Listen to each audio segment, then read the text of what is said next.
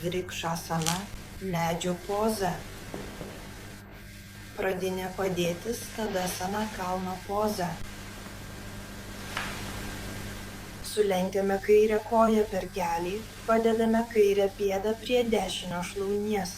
Stengiamės kūną padėti į kirkšnį, pirštus nukreipiame tiesiai žemyn. Pėda spaudžia šlaunį, šlaunis pėdą. Įtempiame sėdmenis ir kairį kelį nukreipiame kuo labiau į šoną.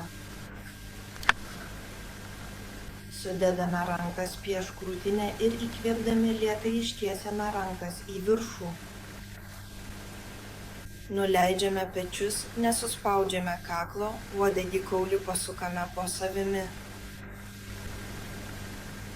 Laikome padėtį 30-60 sekundžių. Iškvėpdami nuleidžiame rankas žemyn, nuleidžiame koją ir atsipalaiduojame. Galimos klaidos atliekant asaną. Nedėkite pėdos ant kelių, jei nepavyksta jos pritraukti arčiau kirkšnies.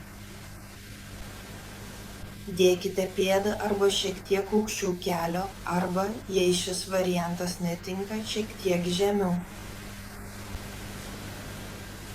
Kai keliat rankas į viršų, nesuspauskite kaklo, nuleiskite pečius žemyn.